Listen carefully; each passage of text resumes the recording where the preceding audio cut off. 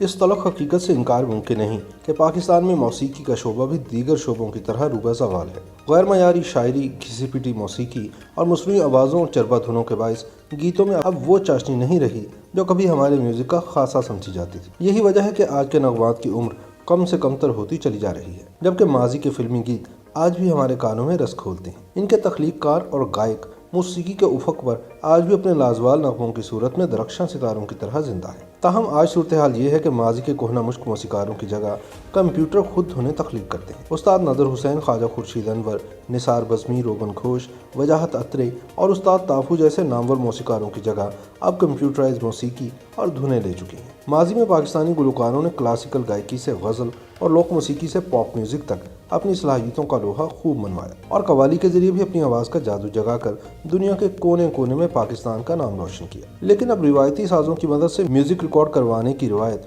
قصہ پرینہ بن چکی، کیونکہ موسیقی کے شعبے سے وابستہ بیشتر افراد کمپیوٹر بیسڈ یعنی سافٹ ویئر کے ذریعے ہی کام کر رہے ہیں۔ پہلے سرنگی، تنبورہ، بورینڈو، چاردھا، ستار، طبلہ، بانسری، یکتارہ، رباب، شہنائی اور بینجو بجانے کے لیے موسیقار ہوا کرتے تھے، لیکن اب صرف ایک کی بورڈ سے ہی سب چیزیں چلتی ہیں۔ لاہور اور کراچی کے بعض میوزک اسٹوڈیوز میں بھی چند ضروری آلات موسیقی سے ریکارڈنگ کے ساتھ ساتھ سافٹ ویئر کے ذریعے بھی میوزک تخلیق کیا جا رہا ہے۔ ڈیجیٹل آڈیو ورکسٹیشن کہلائے جانے والے میوزک سافٹ ویئرز کے ذریعے audio recording, editing, mixing, masking اور ماسٹرنگ کی سہولت حاصل ہوتی ہے۔ ہر چھوٹا بڑا گلوکار بھی اپنی آواز کو مخصوص سافٹ ویئر کے ذریعے ہی سنوار کر پیش کر رہا ہے، اور تو اور موسیقی ترتیب دینے کے لیے بھی ماہر موسیقاروں کی خدمات لینے کا رواج ناپید ہو چکا ہے۔ بلا شبہ آج آلات موسیقی سے دل کو چھو لینے والی دھنیں ترتیب دینے والے موسیقار بھی کمپیوٹر گردی کا شکار ہو گئے ہیں۔ اگرچہ جدید تقاضوں کو مد نظر رکھتے ہوئے نئی تکنیکوں کو اپنانا سبھی کی مجبوری ہوتا ہے، لیکن حکومت وقت نابغہ روزگار گائکوں اور گویوں کی سرپرستی کر کے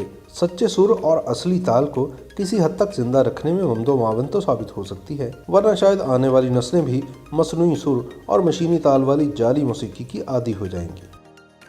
YouTube پر گوگلی نیوز دیکھنے کے لیے youtube.com کی سرچ بار میں googly news T V type کریں۔ گوگلی نیوز کے پیج پر سرخ رنگ کے سبسکرپشن والے بٹن پر کلک کرنا نہ بھولیے۔ YouTube پیج پر اپلوڈ ہونے والی ویڈیوز سے باخبر رہنے کے لیے بیل آئیکن پر کلک کیجیے۔ آپ کو ہر نئی ویڈیو کے بارے میں نوٹیفیکیشن موصول ہو جائے گا۔